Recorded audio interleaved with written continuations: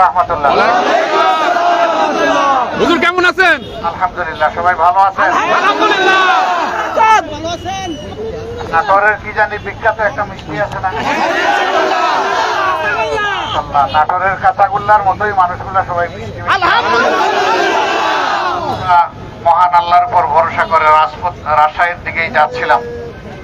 রাস্তায় আপনাদের সাথে মোলাকাত। আমি বিশ্বাস করি আল্লাহ তাআলার ভালোবাসায় আপনারা এখানে জড়ো হয়েছে।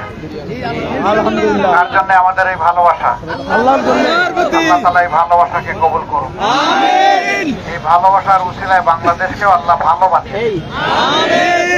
বাংলাদেশকে এমন একটা দেশ হিসেবে আল্লাহ মিলেমিশে সবাই মিলে আমরা যাতে করতে পারি সেই তৌফিক দান করুন।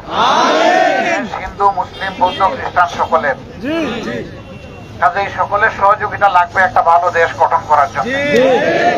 আমরা চাই যে সমস্ত মানুষ দল ধর্মের ঊর্ধ্বে উঠে মানুষ হিসাবে এই দেশে সম্মানের সাথে বসবাস করবে। যার যার কর্মক্ষেত্রে সবাই সম্মান এবং নিরাপত্তার সাথে কাজ করবে। ব্যবসায়ীরা কাজ করবে, তাদের কাছে চাঁদাবাজরা এসে তাদেরকে অতিষ্ঠ করবে না, ধমকি দিবে না, দখলদাররা দখল বাণিজ্য চালাবে না, ঘুষখোররা ঘুষ খাবে না। এগুলা যদি বন্ধ করতে হয় তাহলে অবশ্যই কোরআনের আইন লাগবে। আইন ছাড়া এটা সম্ভব না।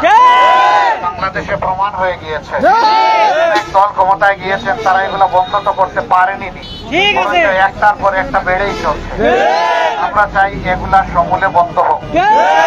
সন্তানরা যারা এবার জীবন দিয়েছে, আহত হয়েছে, পঙ্গু হয়েছে, তারাও এমন একটা দেশ চায়। আমরা তাদেরকে কথা দিচ্ছি, তোমাদের স্বপ্নের সেই বাংলাদেশ, সেই স্বপ্ন পূরণে আমরা আমাদের সর্বশক্তি নিয়োগ করবো ইনশাআল্লাহ। আমরা কোনো অন্যায়ের কাছে মাথা নত করবো না এবং কোনো দুরাচারের সাথে আমরা কোনো ধরনের সমঝোতা আপোষ করবো না। আপোষহীন আমাদের এই লড়াই চলতেই থাকবে ততক্ষণ পর্যন্ত বাংলাদেশ একটা মানবিক বাংলাদেশ না হবে, একটা বৈষম্যহীন বাংলাদেশ না হবে, দুর্বৃত্ত মুক্ত বাংলাদেশ না হবে, দুঃশাসন মুক্ত বাংলাদেশ না হবে, দুর্নীতি মুক্ত বাংলাদেশ না হবে। লড়াই আমাদের প্রতিদিন চলবে ইনশাআল্লাহ। এই লড়াইয়ে বাংলাদেশের জনগণকে আমরা সাথে চাই, পাশে চাই। আপনারা পারবেন জনগণকে আপনাদেরকে তৌফিক দান করুন। নাটোরবাসীর উপর আল্লাহ রহম করুন। আল্লাহ তাআলা